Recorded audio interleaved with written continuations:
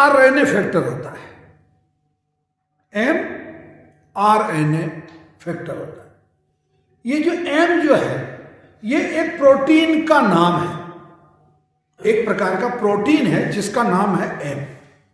और RNA DNA आपने सबने सुना होगा, बोला अपने अंदर DNA होता है और अपने DNA जो अपना होता है उसमें, उस DNA में करीब 23 गुण तो पिताजी से और 23 गुण माताजी से आते हैं, और उससे अपन 46 उन गुणों से जो जीनोम्स जो है आपके एक श्रृंखला होती है पूरी, उससे ये पता चलता है कि भाई इसकी आंख मांजरी होगी, काली होगी, इसके बाल कैसे होंगे, लंबाई कितनी होगी, चमड़ी का रंग कैसा होगा। तो ये जो आरएनए जो है उसी का डीएनए का मतलब यूं समझ लो डीएनए का बड़ा भाई। और इसको सरल तरीके से समझना है तो और सरल तरीके से समझा दूं कि एक मकान है पूरा आपकी बिल्डिंग, उसमें आपका एक कमरा है, उस कमरे में दीवारें हैं, वो दीवारें बनाई गई सीमेंट से, पिलर है बीच बीच में लोहे से, और बीच में ईंट है। तो ये जो ईंट है वो है आपकी कोशिका। आपकी जो कोशिका, कैंसर किस में पैदा होता? कोशिका में पैदा होता है। मतलब कैंसर ऐसे नहीं होता कभी, कैंसर मान लो सीधे ही आपका डायरेक्टली मतलब पूरी बड़ी आंत में कैंसर हो गया था, छोटी आंत में कैंसर हो गया था, या फेफड़े में कैंसर हो गया था, या ब्रेन में हो गया, ऐसा नहीं होता।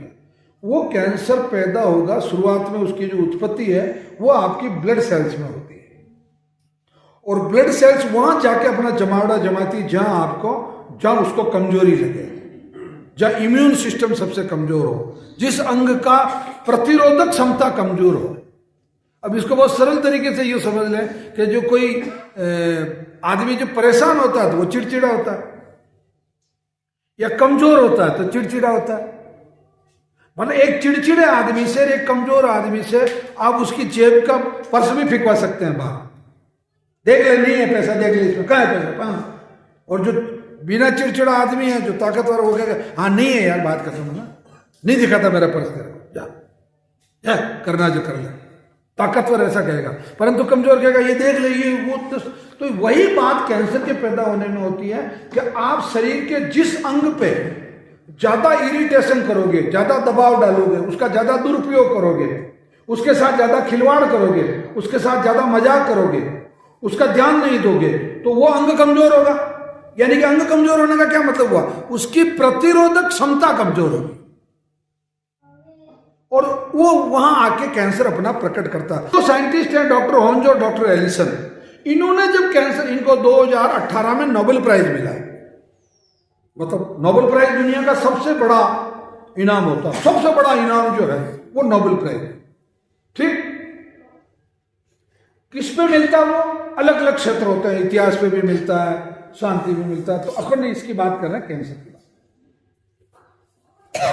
स्वास्थ्य के क्षेत्र में इनको 2018 में नोबेल प्राइज इसलिए मिला, इन्होंने करीब 25-30 साल तक दोनों साइंटिस्टों ने रिसर्च की, करीब 5 लाख के आसपास सैंपल लिए, वो तो थे जिनको कैंसर था, और 5 लाख सैंपल लिए उनके जिनको कैंसर नहीं था।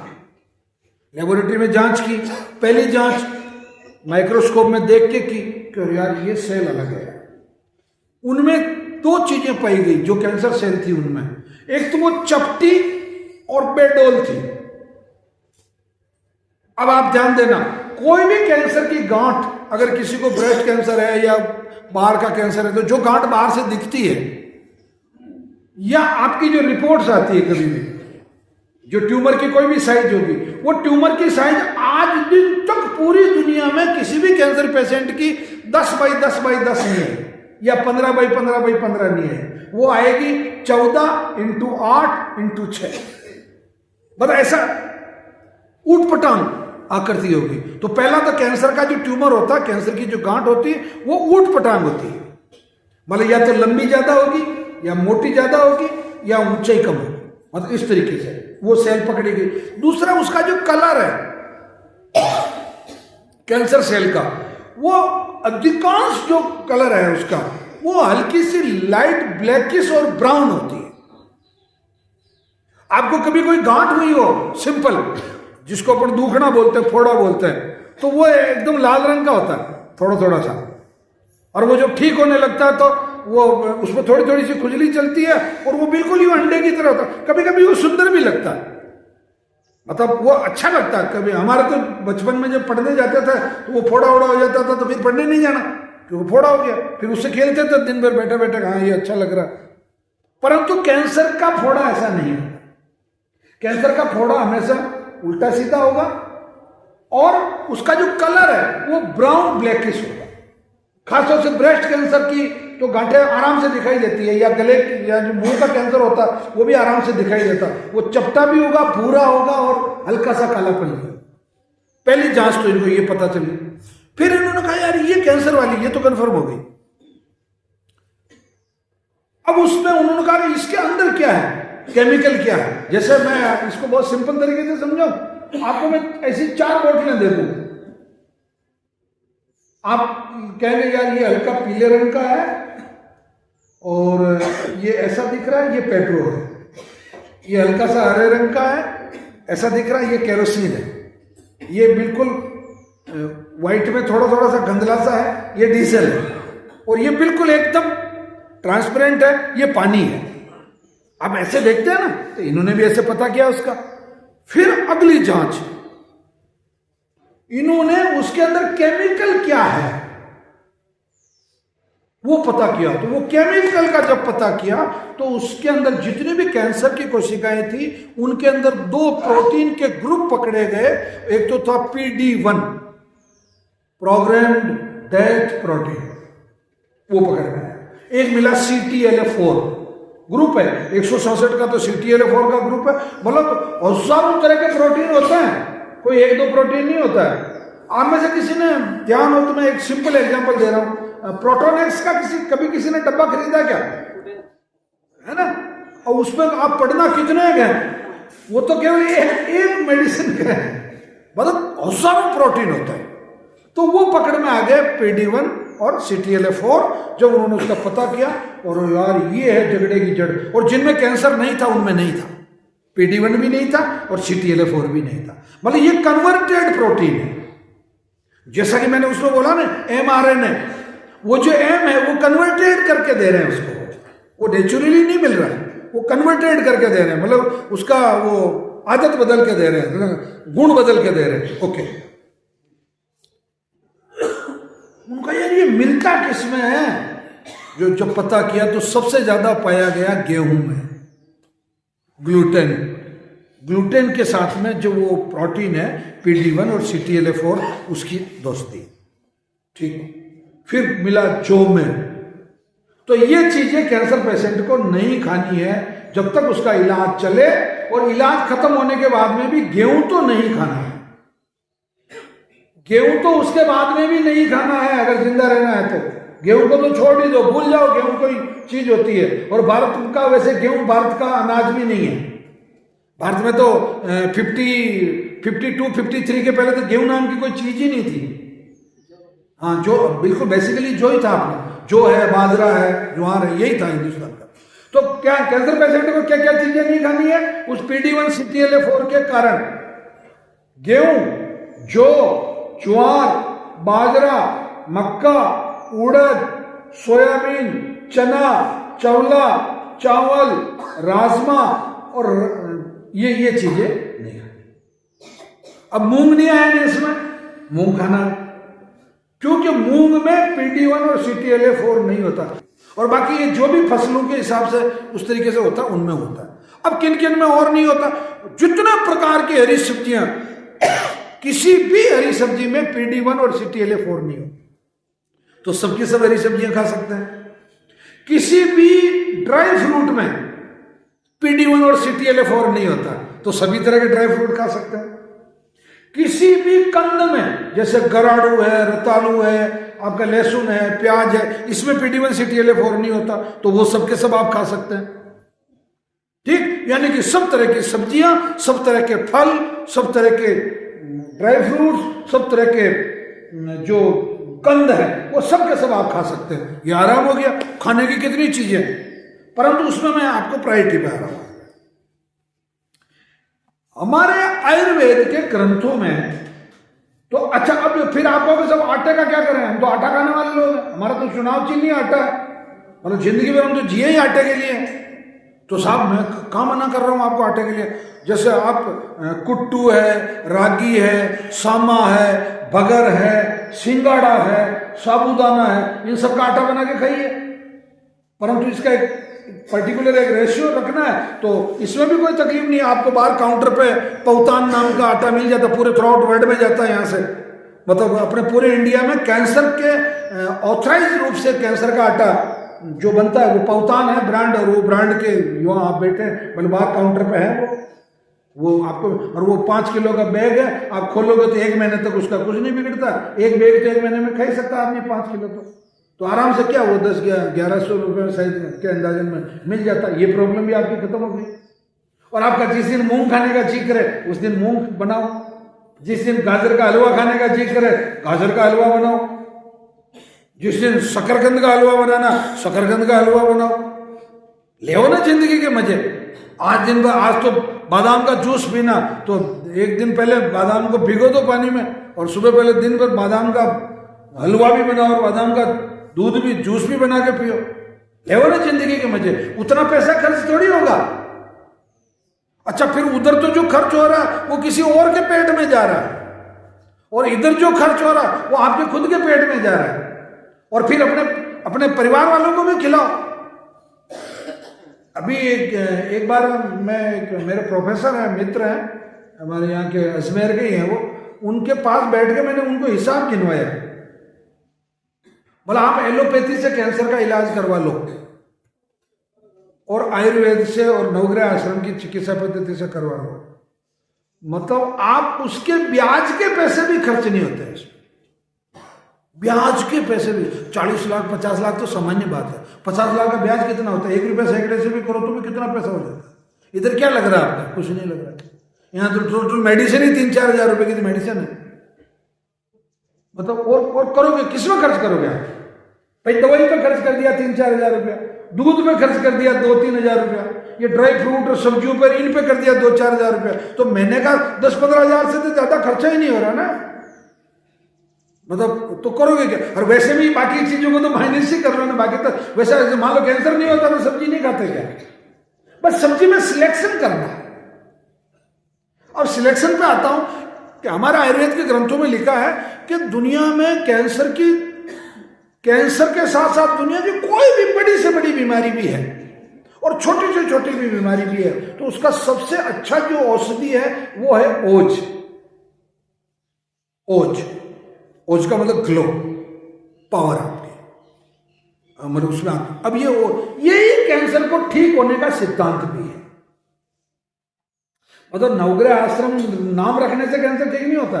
इसको 18 ग्रह रख लो और भले 100-1008 ग्रह रख लो तो उससे क्या फर्क पड़ेगा? उसके पीछे कोई लॉजिक तो होना चाहिए ना, सिद्धांत तो होना चाहिए। तो सिद्धांत क्या है? हमारे आयुर्वेद के ग्रंथों में एक सिद्धांत है कि सप्त धातु विज्ञान जो होता है, सप्त धातु विज्ञान साइंस, वो आपको ठीक करता है। कैसे करता है? आप जो कुछ भी चीज खाते हैं, आपने जैसे सब्जी खाई, हरी सब्जी, गाय का दूध खाया, गाय का दही खाया, बकरी का दूध खाया, शहद खाया और कंदमूल फल खाए, ड्राई फ्रूट्स खाए, जो कुछ भी खाया, कहाँ गया? पेट में, आमाशय में जाके क्या हुआ? उसका रस बन गया, मतलब पित्ता से, अग्ना से, पक्का से, उससे सबने उसका रस बना दिया। रस मतलब क्या? रस मतलब विटामिन, रस मतलब प्रोटीन, रस मतलब कार्बोहाइड्रेट, रस मतलब मिनरल, रस मतलब फैट, रस मतलब फाइबर, यही चीजें है भाई। बाकी रस किसको कहोगे? लाल रस, पीला रस तो नहीं है, कड़ा रस, मीठा रस नहीं है, मतलब उसके अंदर ये चीजें, वो छोटे छोटे जो जितने भी सेंसर लगे हुए हैं वो खींच के उसको खून में जाके मतलब उसको लीवर तक पहुंचाते हैं। लीवर उसको पित्त मिला के उसमें उसको पचा के अच्छा सा और वो भेज देता है जहां खून बन रहा है उस फैक्ट्री में। खून कहाँ बनता है अपने शरीर में? कोई बताएगा? खून की फैक्ट्री कहाँ अपने शरीर में? Bone marrow, exactly, bone marrow, अस्थि मज्जा जिसको बोलते हैं, बोन मेरो। तिल्ली में तो खून मरता है, सेल्स जो मरती है वो तिल्ली में जा, मतलब खून की मरी हुई कोशिकाओं का जो कब्रिस्तान है, शमशान जो है वो तिल्ली है, ठीक है। और इन्होंने बिल्कुल सही बताया कि बोन मेरो में बनता है। बोन मेरो में गया तो बोन मेरो में क्या बन रहा है, जैसे आपकी WBC खून है, RBC खून है, प्लेटलेट्स खून है, प्लाज्मा खून है, मतलब ये सब खून के भी आगे जाके हिस्से। मैं इतना विस्तार से क्यों बता रहा हूं आप लोगों को, कोई परीक्षा थोड़ी देनी, परंतु आपके दिमाग में ये होना चाहिए कैंसर साली चुईया जितनी की बीमारी है और हम जबरदस्ती से घबराए हैं। सबसे पहले आपने कुछ भी खाया, मुंह में आहार नाल से गया, आमाशय में गया, उसका रस बन गया, रस से बनता रक्त। अच्छा, वो सबके लिए समान है, ये वो कुर्सी में जो बैठा है उस लड़के के लिए भी, आप नीचे बैठे उनके लिए भी, रईस के लिए भी, अमीर के लिए भी, गरीब के लिए भी, हिंदू के लिए भी, मुस्लिम के लिए, सबके लिए समान है। ये जो नियम है, वो बिल ट्रंप है, नरेंद्र जी मोदी है, राहुल जी है, चाहे कोई भी है, और चाहे मैं सामान्य से सामान्य आदमी हूं, सब में वही है। सबसे पहले हर व्यक्ति के शरीर में बनेगा रस, और रस निर्माण में आहार के अलावा जो आप सुनते हैं और जो आप देखते हैं उससे भी रस बनता है। रस से बनता रक्त, खून, रक्त से बनता मांस, मांस मतलब किडनी, लीवर, छोटी आंत, बड़ी आंत, मस्तिष्क, फेफड़े, सब मांस। मांस से बनती चर्बी, फैट। आपकी बॉडी में फैट होती है ना, अपन बोलचाल की भाषा में लोग नहीं कहते इसका आजकल थोड़ी चर्बी ज्यादा ही बन रही है, चढ़ रही है, ठीक है। चर्बी, चर्बी से बनती हड्डी, हड्डी से बनता बोन मेरो, बोन मेरो से बनता पुरुषों में शुक्र, माता बहनों में बनता रज, रज से बनता ओज, शुक्र से बनता ओज, और शुक्र और रज दोनों मिल जाए तो बनता हंसराज, हीरालाल, पन्नालाल, सलामुद्दीन, सीता देवी, गीता देवी, जो भी। ओज, ओज से बनता मन, मन से बनता महात्मा, महात्मा से बनती है आत्मा, और आत्मा से बनता है परमात्मा। ठीक, तो अभी अपन परमात्मा वाली बात नहीं कर, एक आत्मा वाली बात जरूर छोटी सी करना चाहता हूं कि जैसे बहुत बारे लोग बात कहते हैं ना, सारे ने पहले के जन्म में कोई पाप किए होंगे इसलिए इस जन्म में कैंसर हुआ। ये बिल्कुल झूठी बात है। इस जन्म में पाप किए उसी से कैंसर हुआ है, क्योंकि आत्मा तो कोई मतलब कैरिंग एजेंसी है ही नहीं। ये मतलब मैं अगर इस बोतल को अगर कहीं लेके जाना है तो कोई ना कोई हाथ या कोई ना कोई चीज का सहारा चाहिए। तो आत्मा तो खुद ही हवा है, वो तो वायु रूप में, वो तो कुछ लेके नहीं जा सकती। तो इसलिए पुराने जन्म का तो हिसाब बिल्कुल एग्जैक्ट बराबर है, क्योंकि आपने मनुष्य के रूप में जन्म ले लिया, इसका मतलब पुराने जन्म का ऐसा कोई आपका लफड़ा नहीं, मतलब आपकी एनओसी है। मतलब मनुष्य के रूप में पैदा होना मतलब आप एनओसी लेके आए हो कि पहले का मेरा हिसाब बराबर है। बाकी तो आप कुत्ता बनते, बिल्ली बनते, चिड़िया, मतलब और कोई सांप, नेवला बनते, गंदी चीज बनती, या वो नाली में कीड़े बनते, पर वो तो नहीं बने। आप एनओसी है आपके पास का, आप बने, परंतु उस एनओसी का आपने कहा अपन के पास एनओसी है रे, तो वो एनओसी की वो भोगड़ी बन गई आके। क्यों बड़ी, जो मैं आगे आके बता रहा हूं। ठीक, अब उसके बाद में आता है आपका महात्मा। महात्मा आप बन सकते हैं, सभी लोग बन सकते हैं। महात्मा कौन? जिसके पास जो चीज है परंतु वो उसका चाहे तो उपयोग करे और चाहे तो ना करे। कौन महात्मा? जिसके पास, मतलब आपके पास जेब में सिगरेट का पैकेट पड़ा है परंतु आप 6 महीने तक सिगरेट को हाथ नहीं लगाओ, पैकेट पड़ा है। समझ में आ रही कुछ? ये आप लोगों के लिए बहुत जरूरी है। कैंसर पेशेंट के लिए आपको महात्मा बनना है, यानी कि आपके घर में गेहूं पड़ा पर गेहूं नहीं खाना है, आपके घर में सफेद नमक पड़ा पर सफेद नमक नहीं खाना, आपको सेंधा नमक खाना है। आपके घर में सफेद चीनी पड़ी है, सफेद चीनी नहीं खानी, आपको गुड़ खाना है। आपके घर में दारू की बोतल पड़ी है, आपके पापा दारू पीते हैं या आपका बड़ा भाई दारू पीता है, परंतु आपको दारू को हाथ नहीं लगाना क्योंकि आपको कैंसर है। घर में आपकी किराने की दुकान है, आप विमल बेचते हैं, गुटखा बेचते हैं, रजनीगंधा 00 बेचते हैं, कलकत्ती बेचते हैं, तंबाकू बेचते हैं आप, परंतु आपको महात्मा बनना है। अब तो हालांकि कैंसर पेशेंट को तो बेचना भी नहीं है, उसके तो परिवार में नहीं बेचना इस चीज को, परंतु वो पड़ा है आपके सामने दुकान है और आपकी जो गर्लफ्रेंड है उसकी दुकान है, परंतु गर्लफ्रेंड को कुएं में डाल, मेरे को तंबाकू नहीं खानी क्योंकि मैं महात्मा हूं, मैं महात्मा बनूंगा तभी कैंसर ठीक होगा, ये बिल्कुल क्लियर है। एक शब्द सुना आपने कभी, उपवास? उपवास, उपवास का अर्थ क्या होता है? मतलब जो चीज है परंतु आप उसका उपभोग नहीं कर रहे, न्यास कर रहे हैं, मतलब आप न्यास, आप उससे, मतलब आप उससे दूर हो गए। उप प्रधानमंत्री, उपराष्ट्रपति, उपसभापति आप है तो अच्छा, लोग मजाक में तो कहते हैं और सभापति जी, जैसे कोई प्रधान है तो और प्रधान है, वो उप प्रधान है। अच्छा, उसको भी, उस मूर्ख को भी मजा आता है कहना हाँ प्रधान कह रहा कोई, जबकि सच्चाई तो ये कि तू उप प्रधान है यार, तू तो उप प्रधानमंत्री है, तू तो उपराष्ट्रपति है। तो ये उपवास है, तो आपको उपवास में भी रहना, यानी कि आप हैं पर नहीं है, आपके पास तंबाकू है पर आप उसके उपभोक्ता नहीं, आपके पास रिफाइंड ऑयल है पर आप उसके उपभोक्ता नहीं, उपभोग नहीं करना, ये बात। चलो अब आ जाओ, मन की मजबूती के लिए आत्मविश्वास का होना बहुत जरूरी है, और वो आत्मविश्वास की जो परिभाषा है वो है कि आप शरीर से भी मजबूत हो और मन से भी मजबूत हो, वो है ओजस्वी, ओज। अब उल्टा चल रहा हूं मैं, मन किसका मजबूत होगा? इसका ओज मजबूत होगा, क्योंकि बना किससे था वो?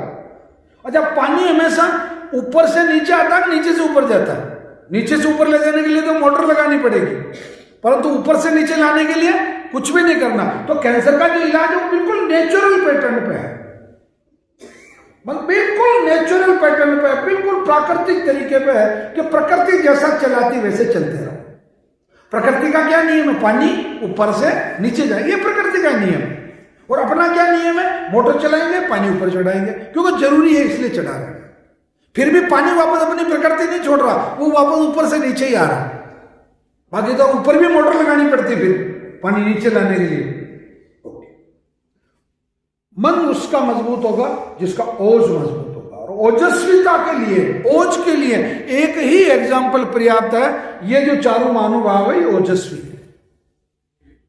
इनको किसी हॉस्पिटल के बाहर आपको थैला लेकर कैंसर की जांच करवाते हुए नहीं देखा होगा, या डायबिटीज की जांच करवाते हुए नहीं देखा। ये चारों, महाराणा प्रताप, विवेकानंद जी, चंद्रशेखर आजाद और भगत सिंह, ये एग्जाम्पल के लिए है। और भी ओजस्वी, ऐसा नहीं कि महिलाओं में झांसी की रानी लक्ष्मी भाई कितनी ओजस्वी थी, इंदिरा जी कितने ओजस्वी थे। मतलब ओज छुपा नहीं रहता कभी किसी का।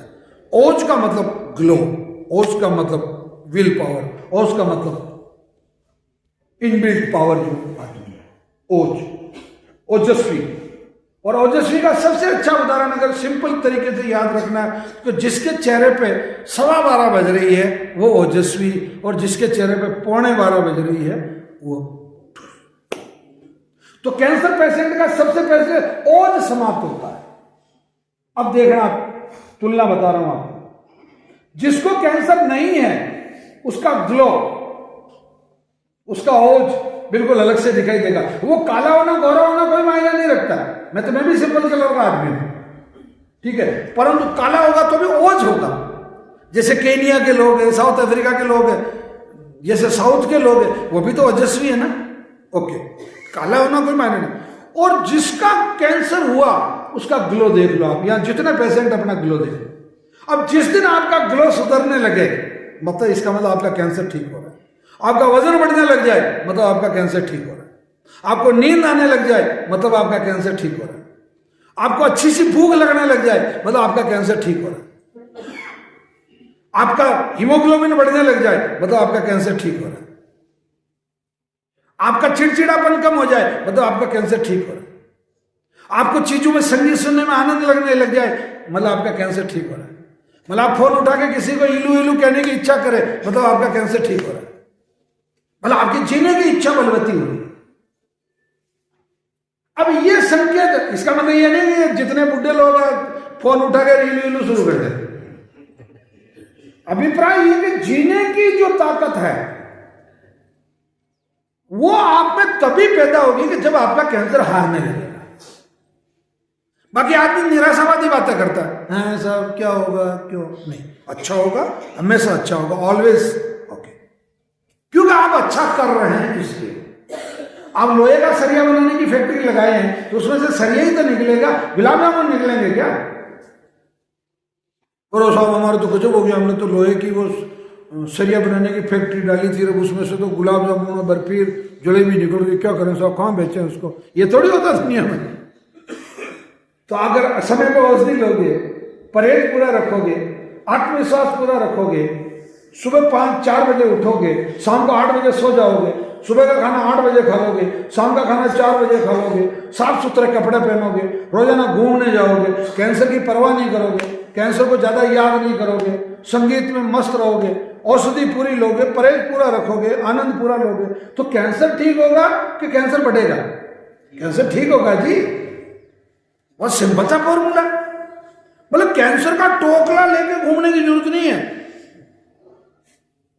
मतलब पहाड़ नहीं है कैंसर। कैंसर बहुत सिंपल सी बीमारी है। कैंसर की डेफिनेशन क्या, मैं आपको समझा दूं। आपके शरीर की अनियंत्रित कोशिकाओं का एक समूह जो है वो कैंसर। अनियंत्रित, अनकंट्रोल, मतलब जो कहना मानना बंद कर दे। सिंपल कोशिका का क्या नियम है, पहले इसको समझ लेते हैं। सिंपल कोशिका का यह नियम है कि सिंपल कोशिका आपके शरीर में जब भी आएगी तो आपके डीएनए का पालन करेगी। डीएनए का मतलब होता खानदान, डीएनए का मतलब धर्म, डीएनए का मतलब आदर्श आचार संहिता। जैसे इलेक्शन में होता ना कि भाई कोई भी आदमी 1 लाख रुपए से ज्यादा केस लेके नहीं जाएगा तो उसको पकड़ लेंगे, कोई भी आदमी शराब बांटेगा नहीं, कोई भी आदमी, मतलब जैसे आचार संहिता, वैसे सब डीएनए। सामान्य कोशिकाएं 1 से 2 में कन्वर्ट होती है, जबकि कैंसर की कोशिकाएं 1 से 3, 3 से 9, 9 से 81, 81 से 6500 समथिंग, इस तरीके से कन्वर्ट होती है। तो वो डिसऑर्डर हो गई। दूसरा, सामान्य कोशिका की एक उम्र होती है कि भाई WBC है 4 दिन में मर जाएगी, प्लेटलेट्स है 18 दिन में मर जाएगी, प्लाज्मा है 100 दिन में मर जाएगा, RBC है 120 दिन में मर जाएगी। दूसरी मांस की कोशिकाएं हैं मतलब आपके शरीर की, तो वो 7.5 महीने 8 महीने में मर जाएगी। इसीलिए आपका कैंसर 7.5-8 महीने में ठीक हो जाएगा। आपका अगर ब्लड कैंसर है तो 4 महीने में ठीक हो जाएगा, क्योंकि RBC की उम्र कितनी है, 120 दिन है। अरे ये विज्ञान का नियम है, आपको डॉक्टरों ने वास्तव में बताया नहीं। हकीकत कह रहा हूं, पूरी दुनिया में जितने लोग कैंसर का इलाज कर रहे हैं वो सब के सब 1 नंबर के पापी हैं, पापी। वो अपना धर्म पूरा नहीं कर रहे। उनको मालूम नहीं क्या मतलब ब्लड कैंसर का मतलब RBC को सुधारना, ये नहीं मालूम क्या? फिर आप किसका इलाज कर रहे हो? तो आप बताओ ना अगले आदमी को कि भाई तू ठीक से दवाई ले तो 120 दिन में ठीक हो जाएगा। उसका आप उसको विज्ञान के साथ समझाओ उस आदमी को। ठीक है, आपकी मांस की कोशिकाएं 7.5-8 महीने में ठीक हो जाएगी, आपकी हड्डी की कोशिकाएं हैं तो 2-2.5 साल में ठीक हो जाएगी, आपकी बोन मैरो की अगर सेल्स है मान लो जो सबसे लास्ट इसको, वो कम से कम 6 साल में ठीक हो जाएगा, बात खत्म। आपको उसको बदलना है, उसको नया बनाना है। नया बनाने का सिद्धांत मैंने बता दिया आपको। सबसे पहले क्या, तो अब ये सिद्धांत बात है, अब ये कैंसर क्यों ठीक होता है इसी वे में समझ में आ जाएगा। एक डिसऑर्डर में और भी है कि सामान्य कोशिका जहां जन्म लेती वहीं रहती है। जैसे खून में लिया तो खून में रहेगी, ब्रेन में है तो ब्रेन में ही रहेगी, फेफड़े की है तो फेफड़े में ही रहेगी, किडनी की है तो किडनी में रहेगी। ऐसा नहीं कि किडनी की कोशिका ब्रेन में, परंतु कैंसर कोशिका इसका उल्टा करती है। वो जहां पैदा हुई वहां भी बदमाशी करेगी और वो जिस अंग के टच में आएगी उसमें चली जाएगी, जिसको अपन मेटास्टेटिस बोलते हैं। मेटास्टेटिस कैंसर क्या है? जैसे मेरे को लंग कैंसर है मान लो, तो मेरा लंग कैंसर मतलब मेरा जो लंग्स है, मेरे जो फेफड़े हैं वो मेरे ब्रेस्ट के कांटेक्ट में, तो मेरे ब्रेस्ट में भी आ जाएगा। वो एक तो संपर्क से आ जाएगा और दूसरा वो कोशिका खून के थ्रू जर्नी करते करते कभी ब्रेन में चली जाएगी तो ब्रेन में हो जाएगा, लीवर में चली गई तो लीवर में हो जाएगा। अब जैसे उदाहरण के लिए एक आपने सैंपल लिया, मतलब आपको फर्स्ट टाइम आपने जाके चेक करवाया, आपको मतलब एडेनोकार्सिनोमा था या मतलब या स्क्वैमस सेल्स कार्सिनोमा था, मुंह का कैंसर था मान, ठीक। अब 3-4 महीने आपने ध्यान नहीं दिया, वो तेरे मेटास्टेसिस इसीलिए हुआ, मैं ये चैप्टर इसीलिए ले रहा हूं।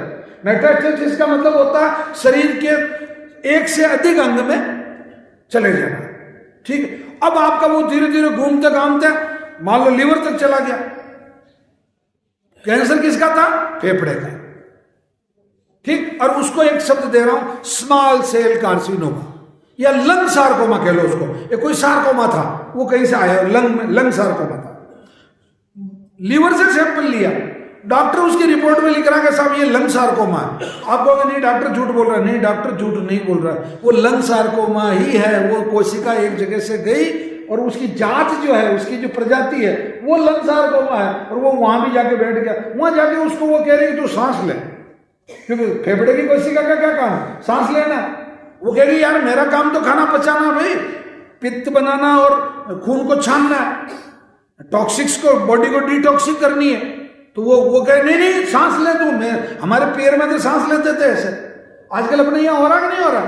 जैसे बड़े पैसे वाले जो धनाढ़ी लोग हैं, जो चाहे किसी भी जाति के हो, तो पहले तो उन्होंने वो डॉक्टर के वहां जाते, सोनोग्राफी करवाते, और बच्ची थी तो मरवा देते, मतलब अबॉर्शन करवा देते। अब धीरे धीरे बच्चियों की कमी हो गई, तो वो वहां से आंध्रा से, झारखंड से, तमिलनाडु से, उधर पश्चिमी बंगाल से, वहां से लड़कियां ला रहे हैं खरीद के, वो लुटेरी दुल्हन। अब वो 3-4 दिन में मतलब सब माल साफ करके वापस चली गई। वहां तक तो फिर भी ठीक है। अच्छा, उसने पूरे शरीर में टैटू भी बनवा रखे, वो गुदवा रखा है। तो वो उसकी आदत देखो, ये कैंसर को समझना, कैंसर सेल को। वो आपके घर पे दीपावली के दिन आप कहोगे सर आज मिठाई बनानी है, वो कहेगी क्यों? हमारे घर पे तो मिठाई बनाते थे ना, हम तो दीपावली के दिन दूसरों से मांग के लाते थे, क्योंकि ये उसकी नेचर है। तो सेम आपके कैंसर की जो सेल है उसकी नेचर है कि वो जहां जाएगी वो वैसे ही काम करेगी। भाई आप किसी को भी तमिल बोलने वाली लड़की को आप राजस्थान में भी ले आओ तो वो तो तमिल ही बोलेगी ना, वो तो नेरगुंडर ही कहेगी ना, रुंड ही कहेगी ना। वो कैंसर सेल, ये डिसऑर्डर है, बस ये इतना कैंसर है। यानी कि आपके शरीर में कैंसर किसी भी जीवाणु, अंडाणु, विषाणु, कीटाणु, यानी कि किसी भी वायरस, फंगस, बैक्टीरिया, अमीबा, इसके थ्रू आपके शरीर में कैंसर नहीं आता। तो ये तो सबसे बड़ा आराम हुआ। इसका मतलब ये हुआ 3 चीजें हुई। कैंसर छूत की बीमारी नहीं है, पहला आराम तो ये हुआ, क्योंकि बाकी कोरोना छूत की बीमारी है, हेपेटाइटिस बी छूत की बीमारी है, टीबी छूत की बीमारी है, एड्स छूत की बीमारी है, मतलब बाकी सब चीजों से फैल रही, परंतु कैंसर किसी के सामने जबरदस्ती जाकर नहीं छूत की बीमारी हो रहा। तो एक आराम तो ये हुआ, क्योंकि कैंसर का कोई भी जीवाणु, अंडाणु, विषाणु, कीटाणु नहीं, कोई बैक्टीरिया नहीं। तो सबसे कमजोर बीमारी हुई, क्योंकि भाई अगर ताकतवर बीमारी हो। अच्छा, एक दूसरा, कैंसर में किसी भी इंफेक्शन का मल्टीप्लिकेशन कभी नहीं होता, क्योंकि इंफेक्शन कब होगा? जब वायरस होगा, जब बैक्टीरिया होगा, जब निमेटोड होगा, जब फंगस होगी। जैसे मुझे खुजली चलती है, मेरी चड्डी आपने पहन लिया, आपको चलने लग गई। मुझे कोरोना में हु किया, आपको हो गया। मुझे एड्स है, आप मेरे कांटेक्ट में आए, मैंने आपको एड्स दे दिया। मुझे टीबी है, आपने मेरे साथ खाना खाया या मेरे साथ बिस्तर में सोए, आपको टीबी हो गई। मैं तो कह रहा हूं कैंसर वाले के कंधे पे बैठा रहो दिन भर, कैंसर वाले के साथ खाना खाओ, कैंसर वाले के साथ फिजिकल रिलेशनशिप करो, कैंसर वाले के साथ बिस्तर पे सो, आपको कैंसर हो ही नहीं सकता, क्योंकि छूत की बीमारी नहीं। तो एक तो आराम हुआ ना कम से कम, कि भाई ये किसी दूसरे आदमी को ट्रांसफर नहीं हो सकता। एक दूसरा, एक जरूर चीज है वो, और उसको भी ढंग से समझना तरीके से समझना उसको, कि जेनेटिक कैंसर होता है। जेनेटिक का मतलब होता है वंशानुगत, यानी कि आपके दादाजी, दादी जी, नाना जी, नानी जी और माता जी और पिताजी, जिनसे आपका खून का रिश्ता है। दादाजी, दादी जी, माताजी, पिताजी, मैं मतलब मम्मी जी, पापा जी नहीं कह रहा हूं, ध्यान से सुनना इसको। ये आजकल के साले जो इली छाप है ना, ये जो औलादे पैदा हुई, मम्मी जी, पापा जी, सास ससुर को, और खुद के माँ बाप को डोगरा डोगरी, बुड्ढा बुड्ढी, कुत्ता बिल्ली, मतलब कुछ भी कह सकते हैं। हाँ बिल्कुल। अरे रक्षाबंधन के दिन तो स्वीटी मिस करेगी, मतलब साला वहां साली में वहां पड़ा है, मतलब रक्षाबंधन के लिए तेरी बहन के पास जाना तो साले हरामी कहेगा, एक नंबर का पिल्ली। तो माता जो वो पापा जी और मम्मी जी को जो कैंसर होता है ना, वो आपको नहीं होगा, वो होगा तो आपकी बिल्ली को होगा। वो जो बिल्ली पाली ना आपने पूरे वो वाली, उसको होगा अगर होगा तो। ये जेनेटिक कैंसर है। हाँ भाई, बाकी इससे सरल उदाहरण क्या बता सकता हूं भाई, बिल्ली को होगा, बिल्ले को नहीं होगा, क्योंकि बिल्ला उसके वंश का नहीं है। तो इसमें ये उदाहरण ये है कि उससे आपको कैंसर नहीं, आपको किससे होगा? माता जी, पिताजी, दादाजी, दादी जी और नाना जी, नानी जी। और ये केवल पूरी दुनिया में 11% से ज्यादा नहीं है। मतलब अगर 100% कैंसर के हैं तो 11% ही ऐसे आपको मिलेंगे जो जेनेटिक होता। और जेनेटिक का इलाज मैं बता रहा हूं, जिम्मेदारी के साथ बता रहा हूं। आप लोग यहां से रक्त शोधन की एक पुड़की ले लें, 750 रुपए का केवल खर्चा। एक महीने में आपको, मतलब एक महीने में एक पुड़की लेनी है, केवल 4 महीने तक लेनी है।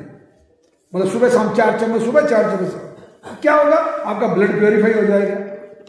खून की शुरुआत कहां से होती? रक्त से ही होती है। आपने रक्त का शोधन कर लिया, उस दवाई का नाम ही रक्त शोधन है। आपने रक्त का शोधन कर लिया, बताओ आपको, आप जेनेटिक कैंसर से बच गए। क्योंकि रक्त से तो फिर आगे मांस बनेगा, मांस से तो आगे चर्बी बनेगी, चर्बी से तो हड्डी बनेगी, तो वो तो ऑटोमेटिकली बनती जा रही है। उस पर अपने को क्या ध्यान देना भाई? जो चीज सिस्टम के साथ में हो तो सिस्टम से ही हो रही है। ओके, अब कैंसर के इलाज पे आते हैं। ये तो समझ में आ गया ना? मतलब सबसे अच्छा मजबूत मन, मजबूत ओज, मजबूत आपका ये मतलब बोन मेरो, शुक्र, मजबूत रग, मजबूत बोन मेरो, मजबूत हड्डी, मजबूत मांस, मजबूत चर्बी, मजबूत मांस। और फिर मजबूत मांस किससे बना था? मजबूत रक्त। अच्छा, मजबूत मतलब अच्छा रक्त। और रक्त किससे बना था? रस से। और रस किससे बनता है?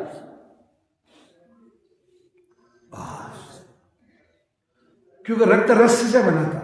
और रस किससे बना? तो जैसा खाओगे अन्न वैसा बनेगा मन, जैसा होगा मन वैसे होंगे दिन। मतलब मन अच्छा, कैंसर गया काम से। मन कमजोर, कैंसर कंधे पे बैठा रहेगा 24 घंटे। बातें समझ में आ रही है ना? नोबेल प्राइज मिलता है कैंसर पे सबसे पहला, दुनिया में सबसे पहला जो कैंसर पे जो नोबेल प्राइज मिला वो 1931 में मिला।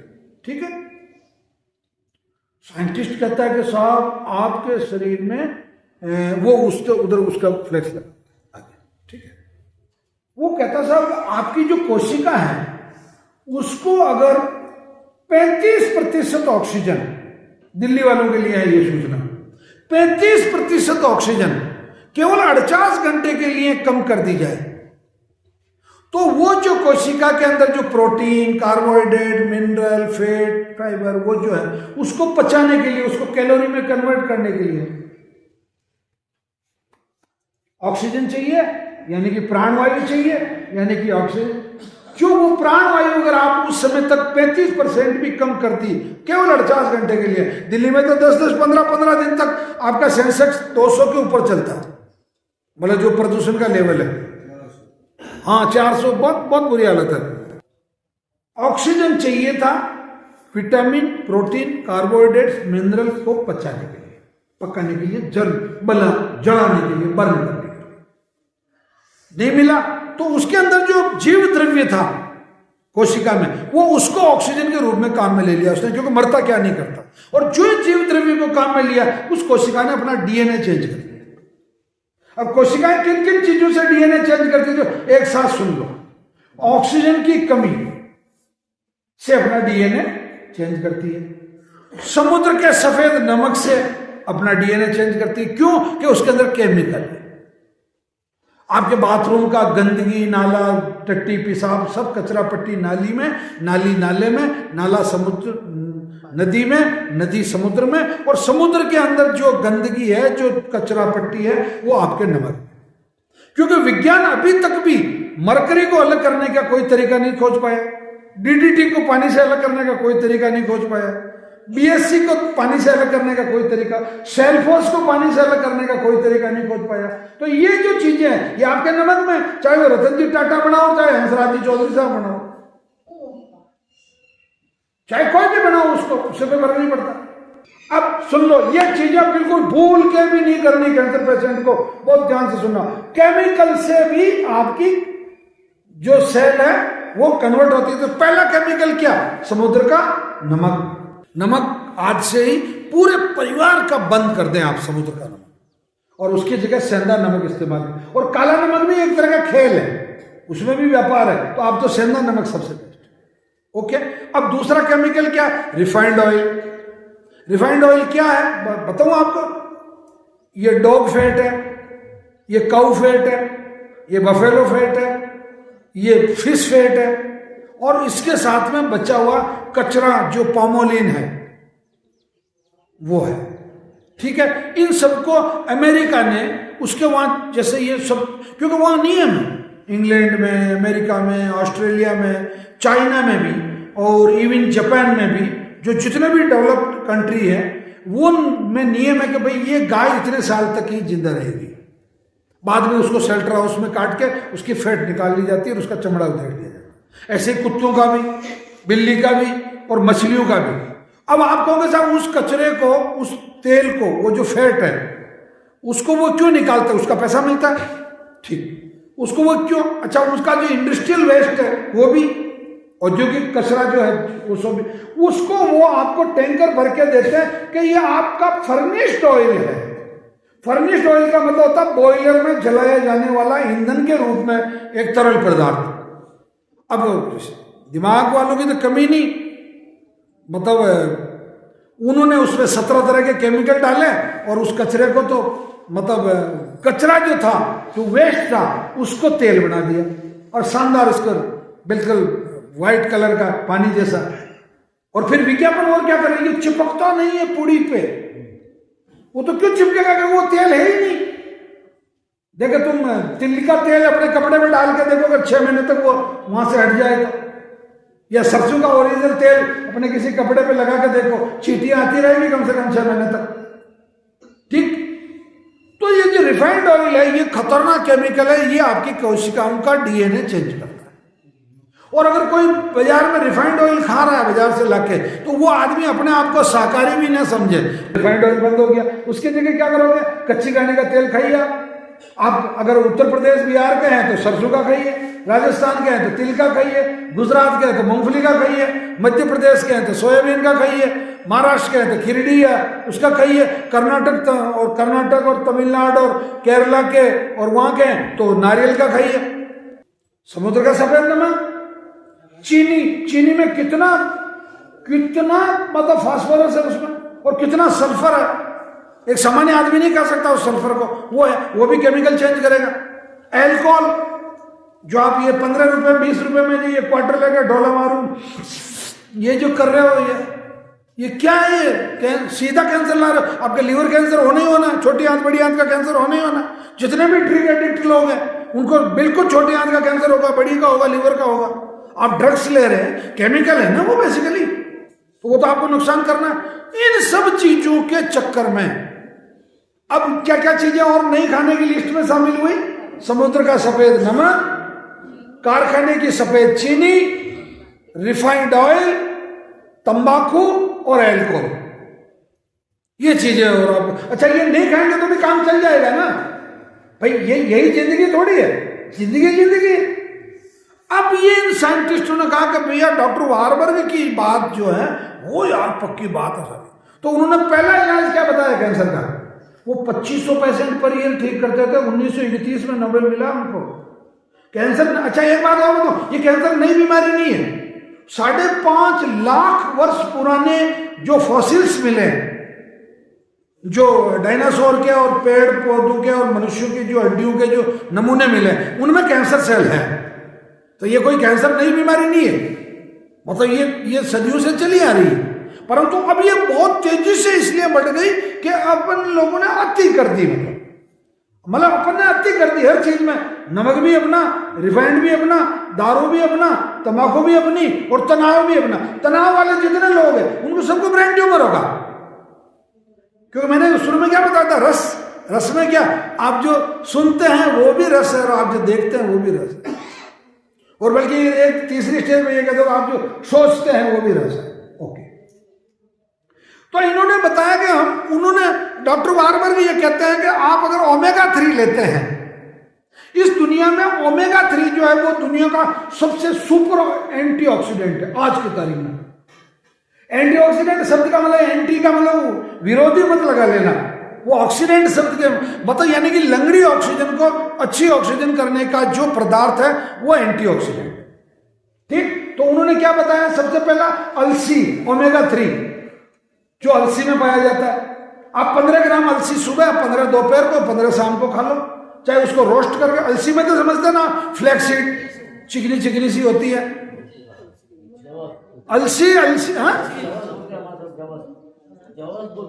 हाँ, वो बिल्कुल चिकनी चिकनी सी होती है, भूरे रंग की।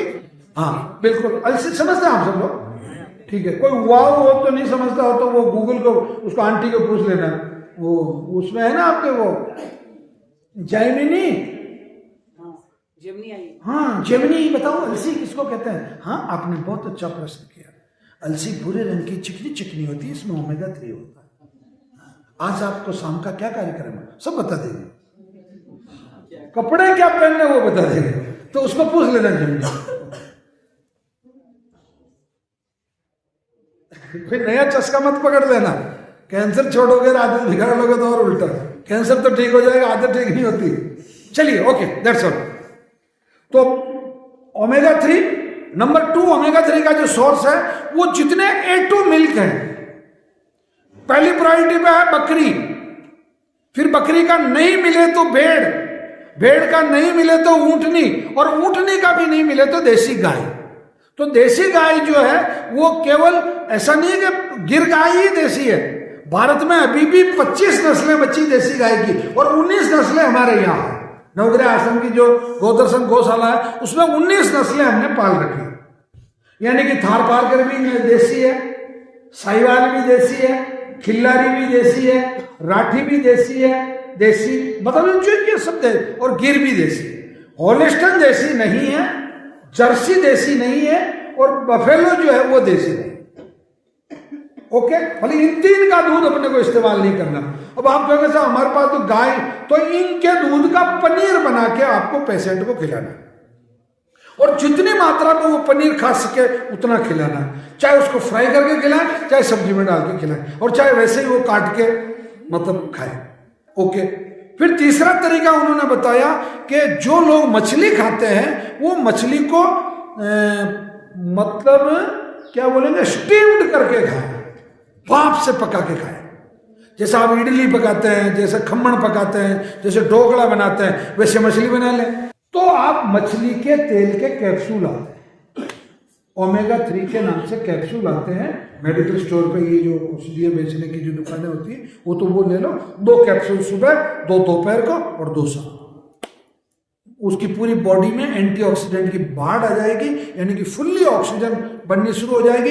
एक तो नई जो सामान्य कोशिकाएं हैं वो कैंसर में कन्वर्ट होना रुक जाएगी, और दूसरा जो कैंसर सेल है वो आपके शरीर का एटलीस्ट होगा क्या, आपका इम्यून सिस्टम डेवलप होगा, आपकी रोग प्रतिरोधक क्षमता डेवलप होगी, आपकी इनबिल्ट ताकत पैदा होगी। क्या कैप्सूल है, कैप्सूल आता है,